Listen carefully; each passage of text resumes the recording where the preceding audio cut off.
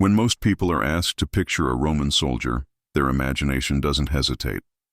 A man in polished armor, sunlight glinting off his helmet, crimson cloak draped across his shoulders like a king's robe, marches forward with unshakable pride. He is fierce, flawless, and eternal, the perfect image of Roman discipline. This is the soldier of Hollywood and history books, a figure scrubbed clean of dirt and doubt. But that picture is a carefully crafted illusion. The Roman Empire knew the power of appearances, and it deliberately projected this heroic soldier to the world. What enemies saw on the battlefield, and what subjects saw in triumphal parades, was meant to intimidate and inspire. It was propaganda made flesh. Yet beneath the propaganda lay a reality so stark, so uncomfortable, that even Rome itself rarely admitted it. The truth was not golden helmets or endless glory. The truth was sweat, hunger, exhaustion, and clothes that told a story of survival more than triumph. A Roman soldier's wardrobe was not designed to make him a hero. It was designed to keep him alive. The empire's armies stretched from the deserts of Egypt to the frozen rivers of Germania, and no single uniform could meet the needs of every soldier in every climate. Instead of perfect order, there was improvisation. Instead of standardized splendor, there was variety. Wool tunics, patched cloaks, sandals hardened by countless miles, and armor that often fit poorly because it had been recycled from someone else who had died wearing it. This is where the legend and the truth collide. The legend says soldiers marched in identical red tunics, their capes fluttering as one. The truth says dye was expensive and most tunics faded quickly. Many turned brown, some became pale pink, and others were never red at all. The legend shows neat rows of gleaming armor. The truth reveals rust, dents, and constant repair, because new armor was costly, and Rome, despite its wealth, did not waste resources on appearances when survival was at stake. And yet, the illusion endured. Why? Because illusion is powerful. To a frightened farmer in Gaul watching legionaries march through his village, even a faded tunic and a dented helmet represented the reach of Rome. To a barbarian tribe standing on a ridge as thousands of sandals crunched on the gravel below, the soldiers appeared endless, uniform, unstoppable. Rome's power was not just in its weapons, it was in the story it told about itself, but that story came at the expense of the individual. Each soldier beneath the cloak and armor was a human being, a conscript, a farmer's son, an immigrant from the provinces, who wrapped himself every morning in garments that were heavy with more than just fabric.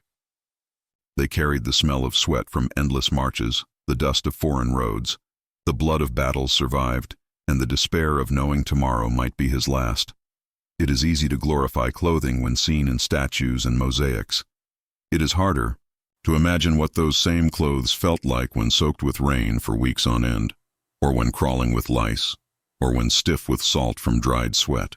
It is harder to imagine a cloak that once symbolized power now rotting on a soldier's shoulders as he shivered in a damp tent. And yet this was the daily reality of Rome's armies.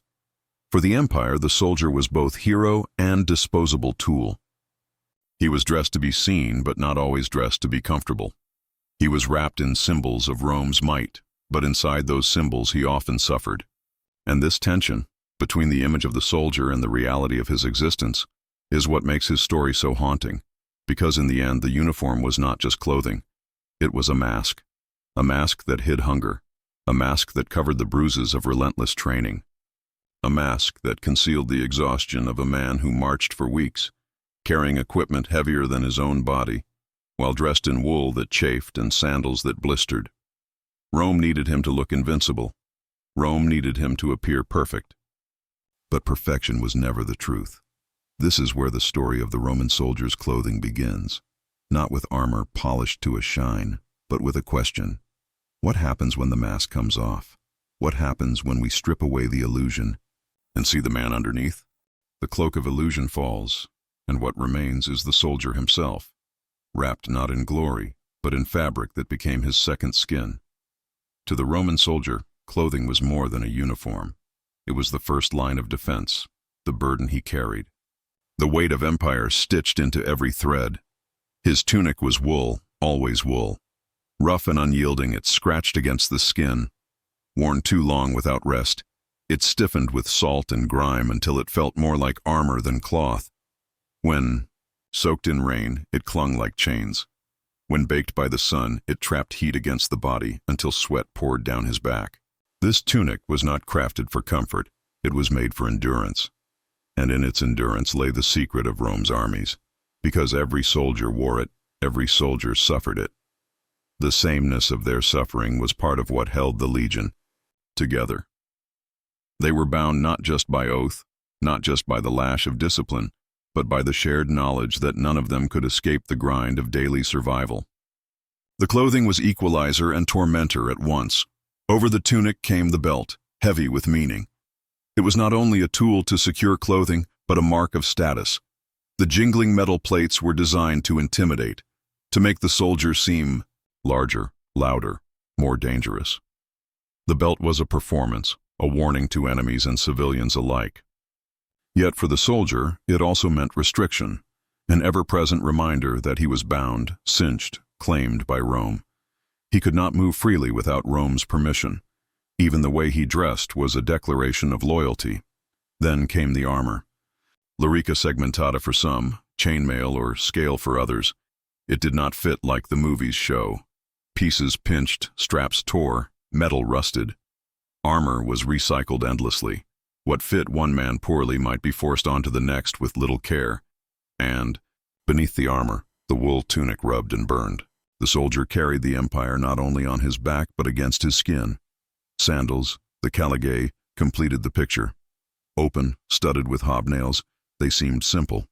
But those hobnails wore down fast, and replacements were not always easy to find. Soldiers marched until their feet bled, until their soles blistered, until dust and snow and swamp water seeped between leather straps. To walk in Roman sandals was to understand pain as a constant companion. Clothing was never just fabric, it was identity. To wear the uniform was to be more than a man, it was to become Rome itself. Yet this identity came at a cost, to be recognized, as Rome was to lose recognition of oneself. The soldier's body became indistinguishable from the legions. He was no longer Marcus, or Lucius, or Publius. He was the uniform, he was the belt, he was the hobnails striking earth in rhythm, with thousands of others. He was Rome's second skin, and yet beneath this identity, humanity still lingered. Imagine the moment when a soldier removed his sandals after a march, revealing swollen feet, cracked toenails, and raw flesh. Imagine him peeling off his tunic, stiff with filth, finally letting his skin breathe. For a brief moment, he remembered. He was a man, not just a machine of empire. But soon, the uniform returned, and with it, the weight of expectation. The empire demanded more than service, it demanded transformation. Clothing was how it enforced that transformation. A soldier could not choose his garments, Rome chose for him. A soldier could not appear as he wished, Rome dictated his image. To wear the uniform was to submit fully, body and soul, until even the line between man and empire blurred. But here lies the paradox. The same clothing that bound him also protected him. The tunic, though rough, kept him warm in winter. The cloak, though ragged, shielded him from rain. The armor, though painful, turned blades. The sandals, though brutal, allowed him to march farther than barefoot enemies ever could. The second skin was both prison and salvation. This tension defined the Roman soldier's life. Every garment told him, you belong to Rome. Every thread whispered, your body is no longer your own. But every cloak that warmed him at night, every belt that held his weapons, every hobnail that kept him standing through endless marches, also reminded him that survival depended on surrender. The soldier learned to endure. He learned to live inside the second skin until he forgot where it ended and where he began. Rome's brilliance was not only in its engineering, its roads, or its legions. Rome's brilliance was in convincing men to carry its burden as though it were their own flesh. And so the soldier marched, itching, sweating, bleeding, and yet never faltering. The uniform became his truth, even as it concealed the man he once was. But this truth, harsh as it was still only one layer. Beneath the fabric, beneath the leather, beneath the metal, there was another story. A story stitched with suffering and silence. The story of what clothing could not hide. The tunic alone was never enough. To turn a man into a soldier, Rome wrapped him in symbols that shouted his allegiance and chained him to his duty. And nothing spoke louder than the belt and the cloak. The belt, the cingulum militare, was more than leather and metal. It was a declaration. Thick straps hugged the waist, from which hung the short sword, the gladius, and the dagger, the pugio. But it was the plates of bronze and iron, jingling as the soldier moved, that gave the belt its voice. With every step, it clattered, a metallic chorus that announced the legion was near. Civilians heard it and trembled. Enemies heard it and prepared for death. Even in silence, the belt gave the soldier a presence. Yet for the soldier himself, the belt was no simple adornment. It dug into the hips during marches, pressing against skin already rubbed raw by wool. Its weight pulled at the waist, a constant reminder of the weapons it carried. And its jingling, which to outsiders sounded like power, to the soldier became a chain that he could never remove. Without the belt, he was nothing. Stripped of it, he was no longer a man of Rome, but a deserter, a criminal, a shadow. The belt was identity, authority, and prison all at once. It told him who he was, and who he could never stop being. Then came the cloak, the sagum.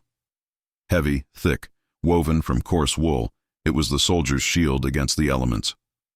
In bitter winter, when icy winds cut across the Danube or snow-buried camps in Britain, the cloak wrapped around him like armor of warmth. In storms, it caught the rain before it could seep into the tunic. At night, when the soldier lay on hard ground, the cloak became a blanket.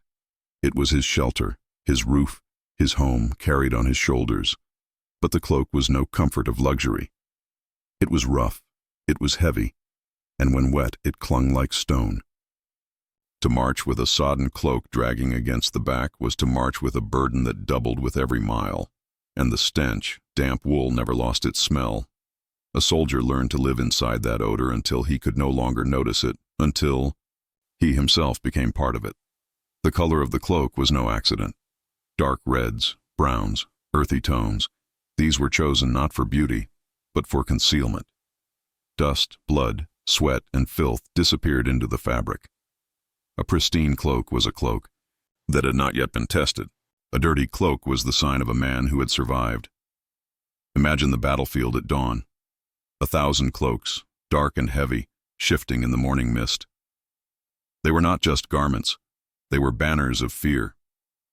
To an enemy watching from the hills, the advancing line of red-brown cloaks was the color of inevitability. Rome was coming, wrapped in wool, unstoppable. But for the soldier wearing it, the cloak was also a curse. It trapped heat in summer, turning the body into a furnace. It weighed, down shoulders already bent by pack's armor and weapons. And when a soldier stumbled, his cloak tangled his legs, dragging him further into the mud. The belt and cloak together told a story.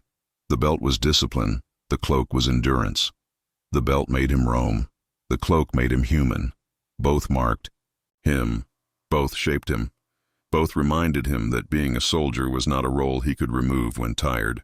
Even when he stripped off armor, even when he sat by the campfire, the belt and cloak hung near, whispering that Rome was never far. There is a legend that soldiers carried their cloaks to their graves, not because Rome demanded it, but because no man who had lived within one could imagine eternity without it.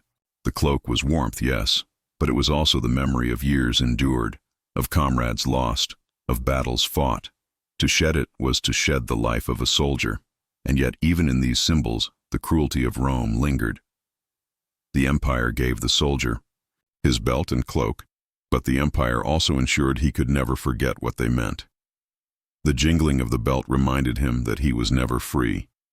The weight of the cloak reminded him that survival was never easy. Every step, every breath carried Rome's mark. Still, there was pride. Pride in fastening the belt each morning.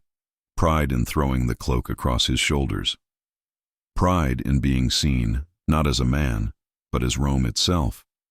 The soldier knew the cost, but he also knew the power.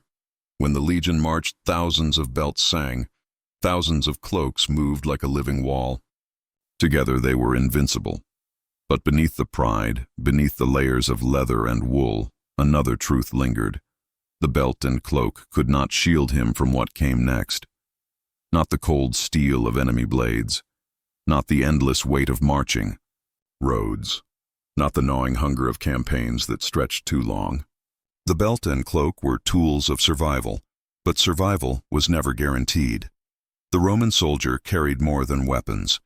He carried symbols, he carried burdens, he carried Rome stitched into leather and wool.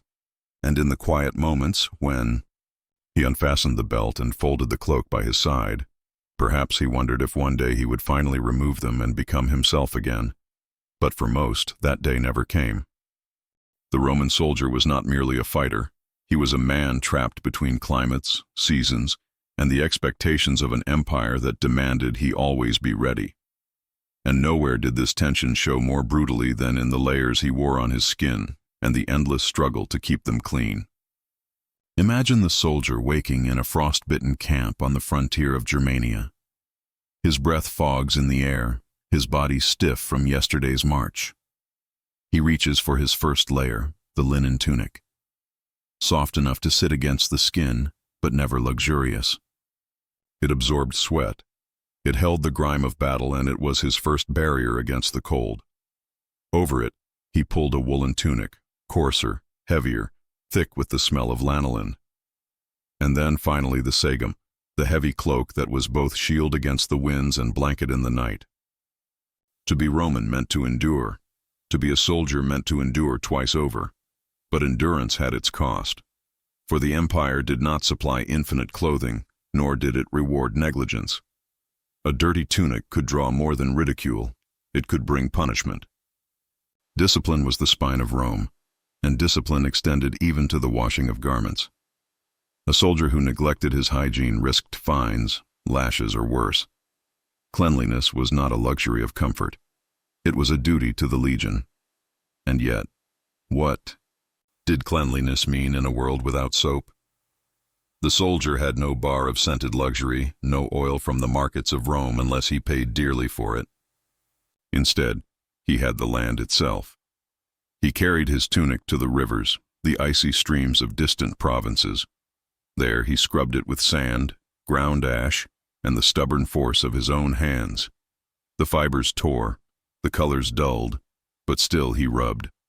A ritual of survival, repeated endlessly under skies that cared nothing for Roman glory. Picture the scene.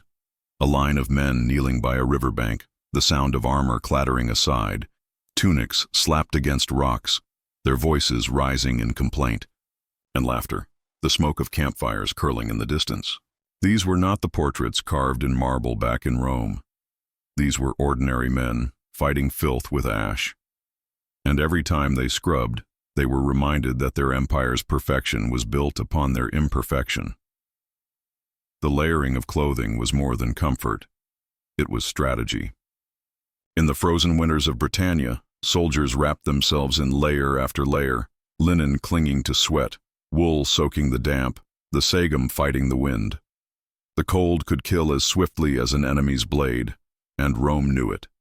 That is why commanders enforced rules about layers, why inspections included not only armor and weapons, but the very state of a man's tunic. A soldier in rags was a soldier unfit for war. Yet in the heat of the East, those same layers became prisons. Imagine marching through the deserts of Syria under a merciless sun, sweat-soaking linen, wool heavy on the shoulders, cloak dragging like a burden. To strip away was tempting, but to do so was to break uniformity.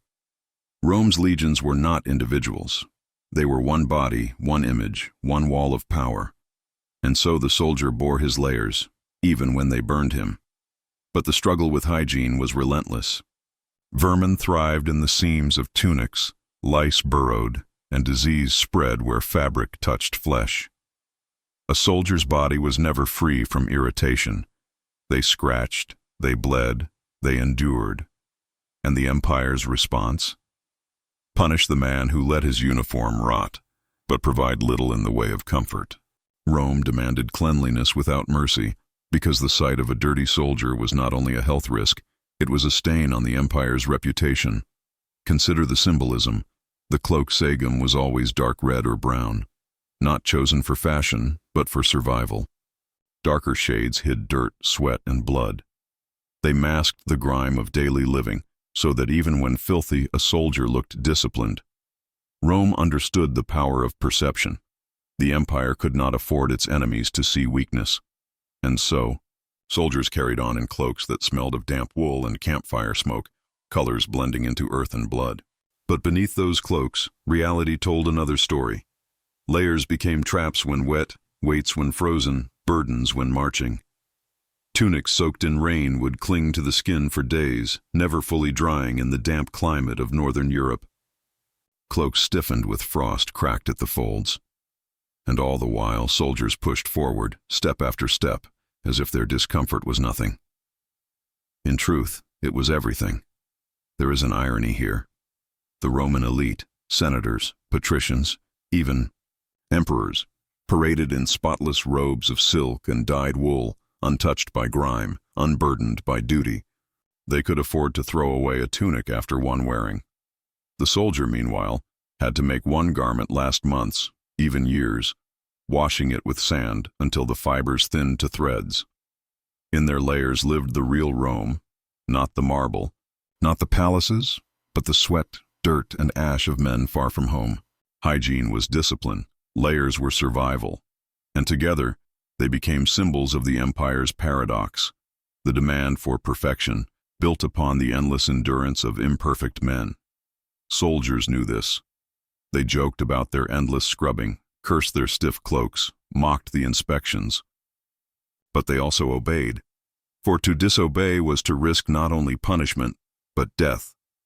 Rome could not march without order, and order reached even into the fibers of a man's tunic. And so the layers and hygiene of a Roman soldier tell us the brutal truth. These men were warriors not only against enemies, but against the elements, against filth, against time itself. Their bodies fought, but so did their clothing.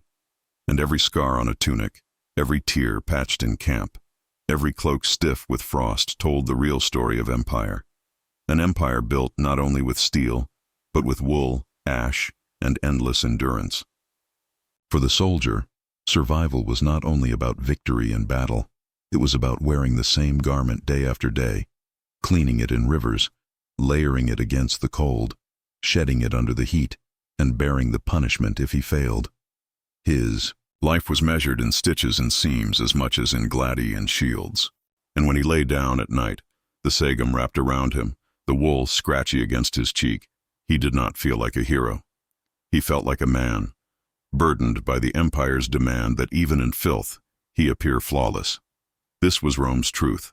An empire that dressed its soldiers in layers of survival, demanded hygiene without mercy, and built glory upon the most ordinary of human struggles. And yet beneath the dirt and ash, beneath the punishment and burden, lay something extraordinary: resilience.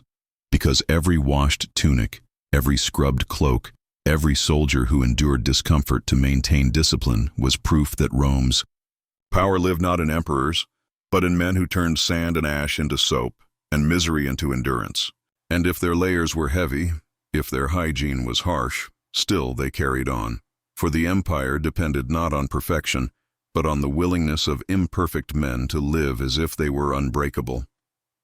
The soldiers' layers were more than clothing. They were Rome's first defense, Rome's image, Rome's silent army against the elements.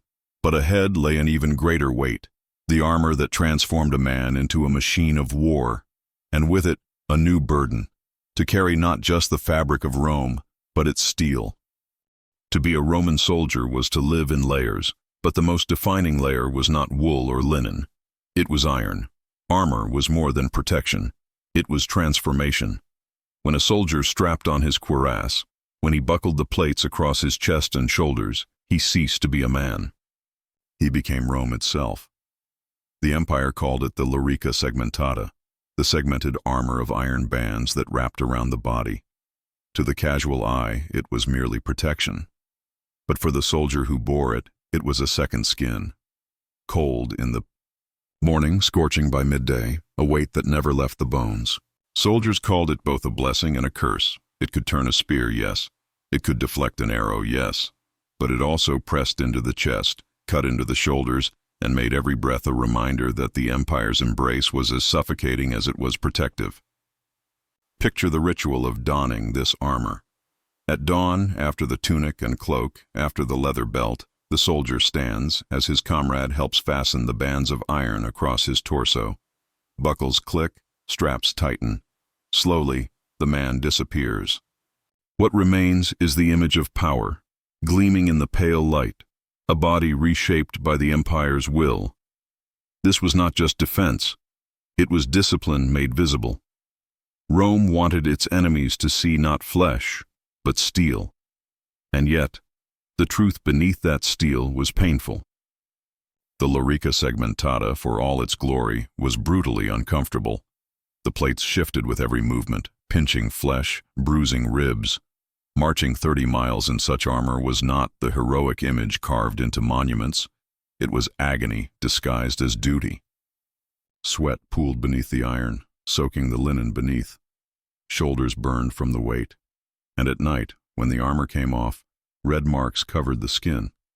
Marks of service, invisible to history's sculptors, but unforgettable to the men who bore them. Not every soldier wore the segmentata.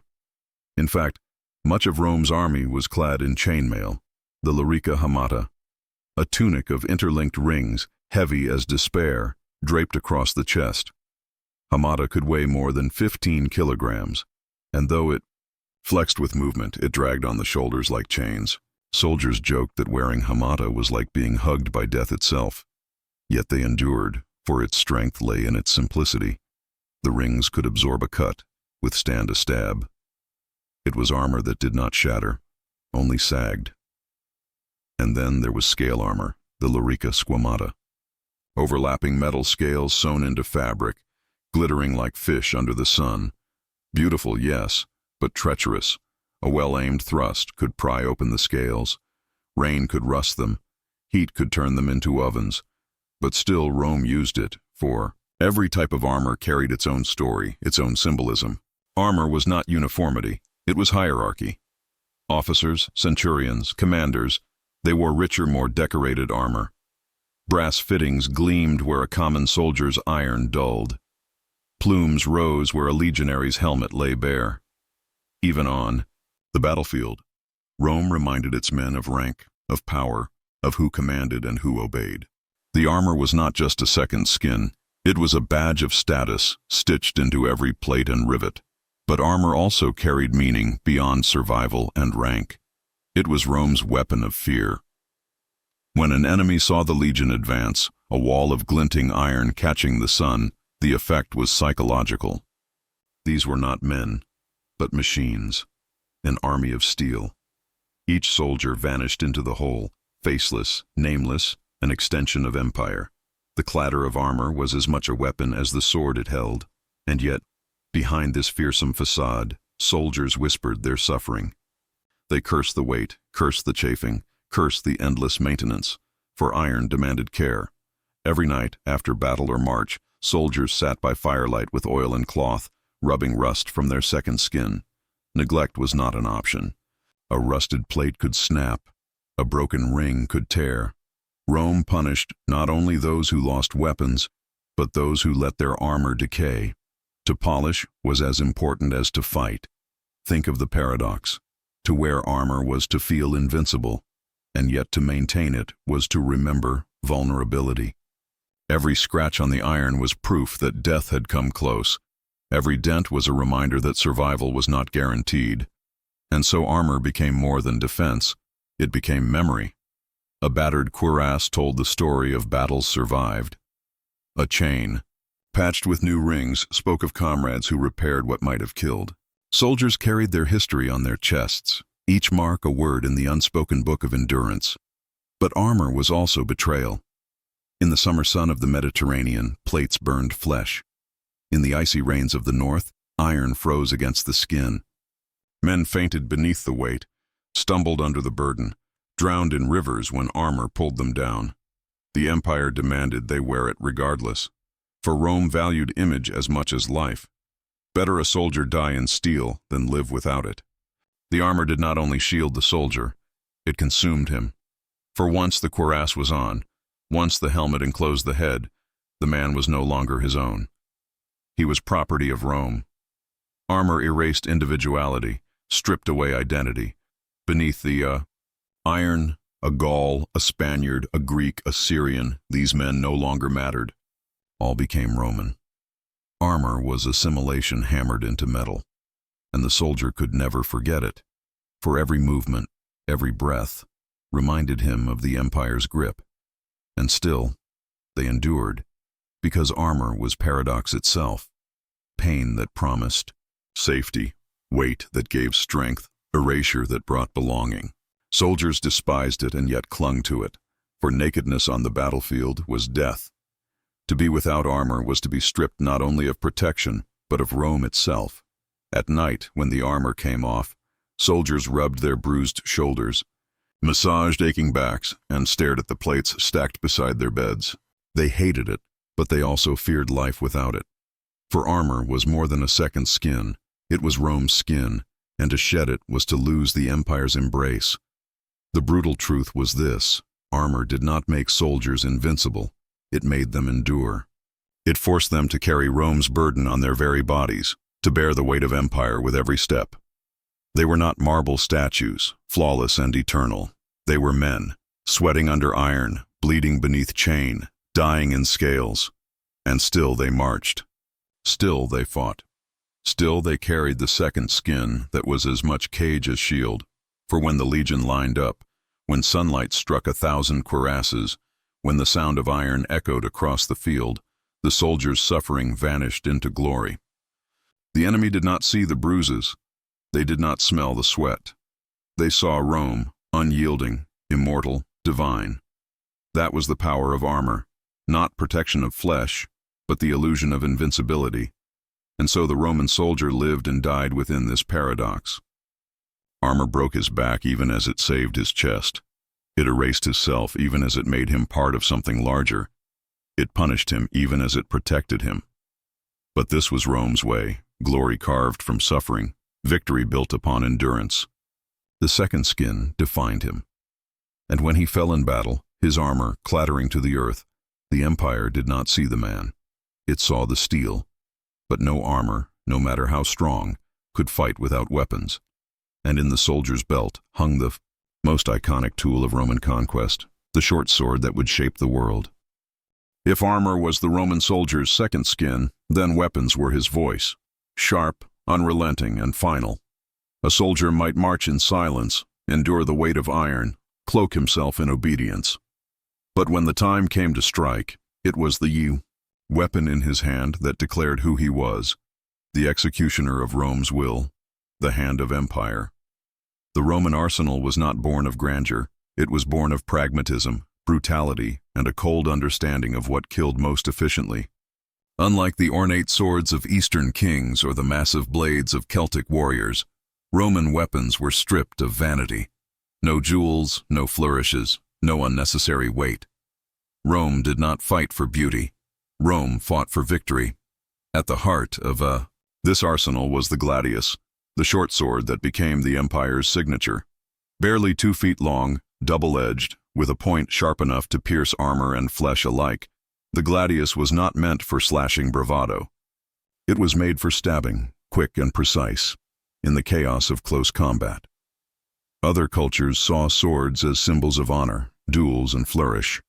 Rome saw the sword as a tool of butchery, efficiency over elegance, death over display. Imagine the training field. A recruit, trembling under the sun, is handed a wooden practice gladius heavier than the real thing. He is told to thrust, always thrust, into a wooden post. Hours pass. The arm burns. Muscles ache. But the instructor is relentless. Slashing is wasted motion, he snarls. A stab to the gut kills. A stab to the throat ends it instantly. Slash at the enemy, and you wound him. Stab him, and he dies. The philosophy was not poetic, it was mathematical. A thrust to the heart required less effort, less time, less energy. It kept the line tight, the formation unbroken. Rome won battles not with flair, but with discipline. Beside the gladius hung the pugio, the dagger, smaller, almost an afterthought, but no less brutal. For when the sword was lost, when the press of bodies became too close, the pugio was the last whisper of survival. It slid between ribs.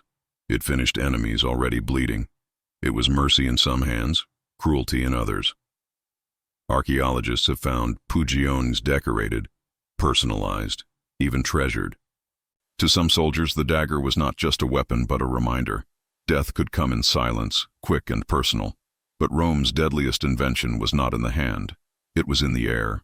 The pilum, the Roman javelin, was terror disguised as wood and iron. Nearly 7 feet long, it looked simple enough, yet its genius lay in design. The shaft of wood ended in a long, slender iron shank, soft enough to bend on impact. When hurled with the force of a trained arm, the pilum pierced. Shields lodged deep and bent. An enemy shield struck by a pilum became useless, too heavy to lift, too awkward to maneuver. Soldiers had to drop them, leaving their bodies exposed. Rome turned defense into liability, safety into burden. Picture a battlefield, a line of legionaries. Weights, shields locked, pila raised. The enemy advances with painted shields and loud cries. The centurion gives the order. 100 arms hurl together, the air thick with iron. The javelins crash into the enemy line. Shields splinter. Warriors stumble. Those not impaled are crippled by the sudden loss of defense. Before they can recover, the legionaries close in, gladi drawn, ready to finish what the pilum began.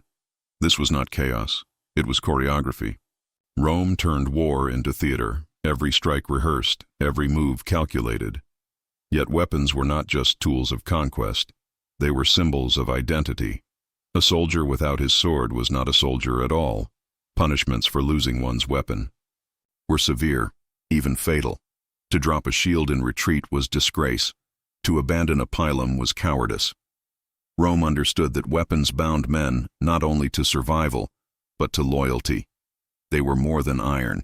They were contracts, silent oaths forged in blood, and still the weapons demanded sacrifice.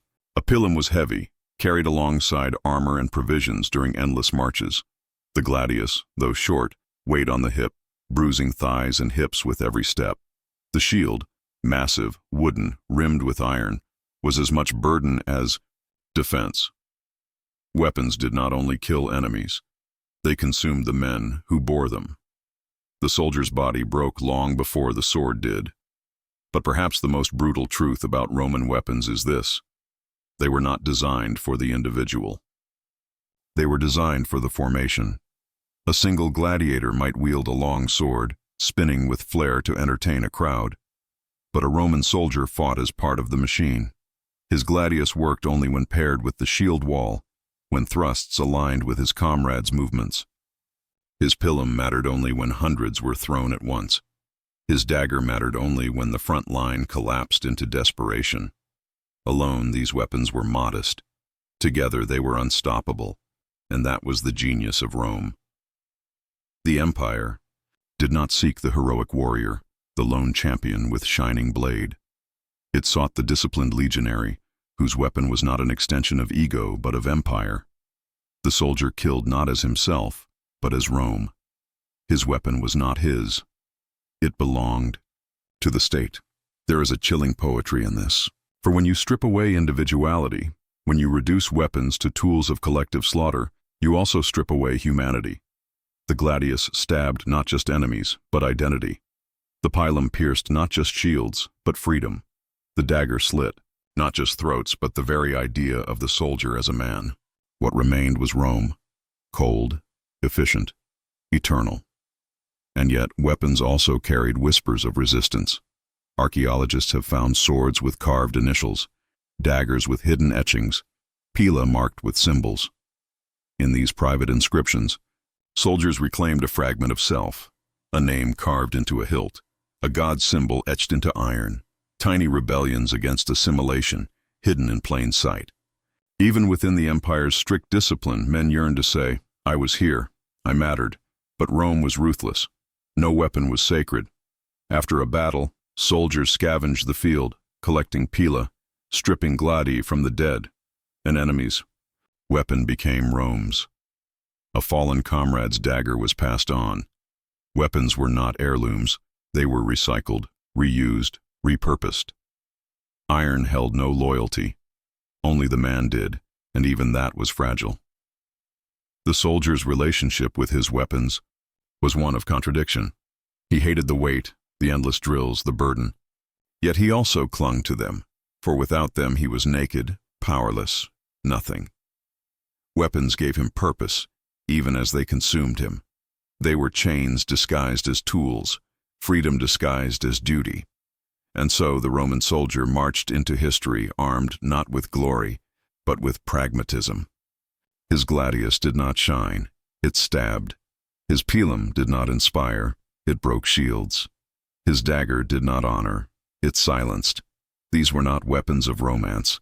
They were weapons of empire, designed to conquer, to assimilate, to erase. The brutal truth was this: Roman weapons were not about the soldier at all. They were about Rome. Each stab, each throw, each thrust was the empire's voice echoing across the world. And when the dust settled, when the battlefield lay littered with broken shields and silent bodies, the soldier knew. His weapons had spoken louder than he ever could. But a weapon is useless without protection, and protection is useless without unity. The next layer of the soldier's life was neither sword nor shield, but the shield wall itself, the living fortress that turned individuals into an unstoppable machine. The Roman shield was more than wood, more than iron, more than paint. It was the very skin of the legion, broad enough to cover the man, strong enough to resist the storm, heavy enough to remind him of Rome's expectations. To carry the shield was to carry the empire itself. And to lose it was to lose everything. The scutum, as it was called, towered nearly 4 feet high, curved like a protective wall around the soldier's body. Made of layers of wood, bound with rawhide, rimmed in iron, and braced by a central boss of metal. It was not a mere slab, but a weapon in its own right. In the drill yards of Rome, instructors did not simply teach men to hide behind their shields. They taught them to strike with them, to smash faces, to knock enemies off balance, to turn defense into offense. A Roman shield was not just a wall. It was a hammer, a ram, a companion in the art of destruction. And yet, for all its strength, the scutum was heavy. Strapped to the left arm, it dragged at the shoulder, bruised the wrist, and numbed the fingers after hours of marching. A recruit would feel the ache long before he felt the sting of battle. But this ache was deliberate. Rome wanted its soldiers to suffer under the shield, to know its weight so intimately that it became second nature. A man without his scutum was no man at all. To drop it in battle was the greatest disgrace. Some commanders ordered deserters executed by their own comrades, their shields broken over their corpses as warnings. A soldier might lose his sword, but he must never lose his wall. For the shield was not meant for the individual alone. Its true genius came alive only when paired with others. 1 man with a scutum could block a blow. 10 men with scuta could form a barrier. 100 could become a fortress. And when thousands locked shields in the tight Roman formation, they became something more than human. They became the testudo, the tortoise. Picture it: a column of soldiers advancing under a hail of arrows. At a shouted command, the front line raises shields forward, the sides tilt theirs outward, the rear braces theirs behind, and the men in the center lift their shields overhead. In seconds, the column transforms into a living shell, iron and wood overlapping, impenetrable. Arrows rattle against it like rain on stone, harmless. The enemy screams from above, but the tortoise crawls forward, slow, steady, inevitable. Nothing can pierce it. Nothing can stop it. It was this formation that allowed Rome to conquer fortresses, to storm walls, to cross killing fields where other armies would falter. The shield wall was not just protection, it was faith. Each man believed not only in his own shield but in his brother's. If one faltered, the wall cracked. If one deserted, The fortress collapsed. The scutum was trust, discipline, and survival, all pressed into a slab of layered wood. But the scutum was not anonymous. Each shield bore colors, symbols, and designs. Lightning bolts, wings, suns, and crescents blazed across their faces in red, gold, and black. To the enemy, these designs were terror, flashes of order advancing in perfect rhythm. To the soldier, they were identity. Shields told him which legion he belonged to, which cohort, even which century. In the chaos of battle, when dust clouded the sky and screams drowned command, a soldier looked to the painted emblems around him to know where he stood. Lose the shield, and you lost not only your defense, but your place in the machine. Still, the shield could betray. Heavy in the march, awkward in rough terrain, it slowed men who might otherwise run faster, flee quicker, save themselves. The scutum bound soldiers to their duty, shackled them in loyalty. Many must have cursed it under their breath during endless campaigns. But when battle came, when javelins rained and swords clashed, every soldier knew, without it, he was dead. There is a bitter irony here. The shield that protected the soldier also protected Rome from the soldier, for it was not merely a wall against the enemy, but a wall against disobedience. When locked in formation, a man could not run. He could not slip away. He was bound shoulder to shoulder, shield to shield, body to empire. In this sense, the scutum was more than protection. It was prison. And yet, soldiers found ways to reclaim pieces of themselves. Some carved marks into the backs of their shields, hidden from commanders' eyes. A name, a prayer, a symbol of a homeland long left behind. Small acts of ownership, reminders that behind the wall of Rome beat the heart of a man. When archaeologists unearth these scratched symbols, they do not find the empire's story. They find the soldiers, quiet, desperate, enduring.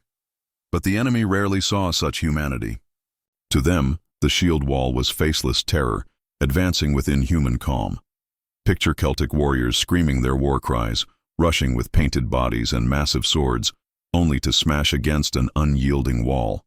Their blades glance off the curve.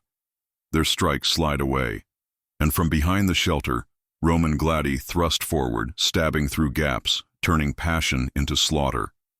Against the scutum, courage was nothing. Fury was nothing. Only order triumphed. The Roman soldier, buried behind his shield, could hear the enemy's breath, smell their sweat, feel the shock of their blades striking the wood, and yet he did not break.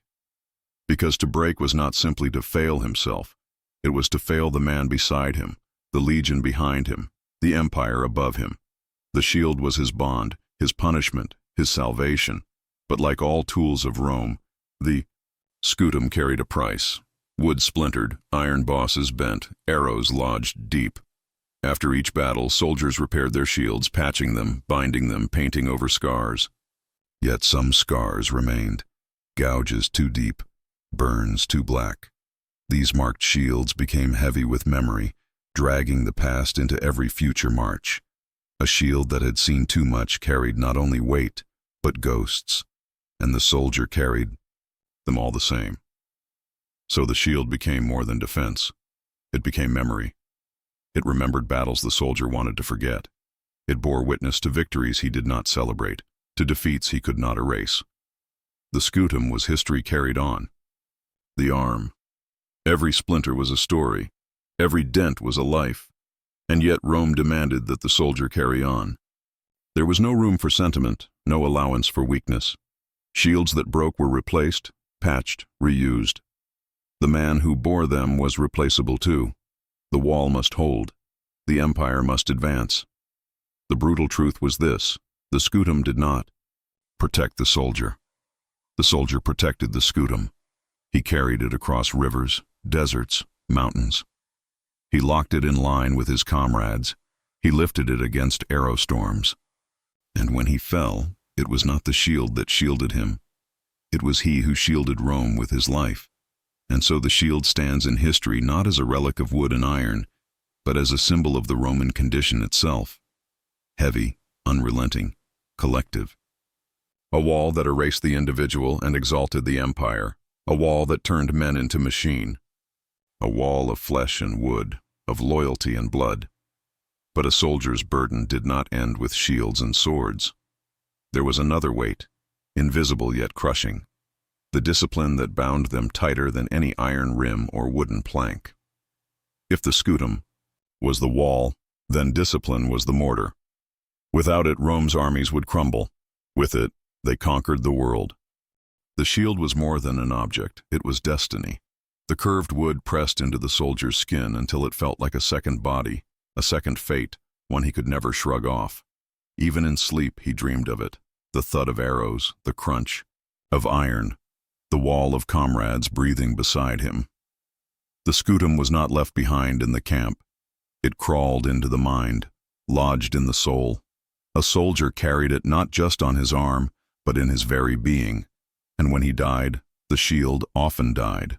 With him, some fell shattered, broken by the enemy's blow. Others remained intact, stained dark by the blood of the man it had failed to save. Archaeologists today find them buried in rivers, discarded after battles, or placed gently into graves. These shields whisper across centuries. Here was a man who stood in line, who bore Rome's burden, who vanished into the wall. But for those who survived, the shield became something else, a haunting weight of memory. Veterans, long after their campaigns ended, spoke of phantom heaviness in their arms, as though the scutum was still there. They told their children stories of battle, but they rarely spoke of the crushing silence of standing behind the wall, waiting for the enemy to strike. For it was not always the sword or spear that killed a man. Sometimes it was the stillness, the waiting, the endless pressure of being part of a machine that demanded more than flesh could give. This is the brutal truth. Rome's shields were never just protection. They were tools of transformation, turning peasants into soldiers, men into walls, lives into empire. The shield erased the individual, demanded obedience, and bound one life to another until all distinction vanished. It offered survival, yes, but survival at the cost of self. And that is why the story of Rome's shields cannot be told as mere military history. It must be told as human history, of bodies pressed into order, of freedom lost to discipline, of identities buried beneath painted wood. Rome conquered with shields not only because they worked, but because they reshaped the men who carried them. And yet the shield was only the beginning. For Rome's power did not rest in weapons alone. It rested in fear, in punishment, in the discipline that made men choose death before dishonor. If the shield was the wall, then discipline was the whip, and the whip was waiting.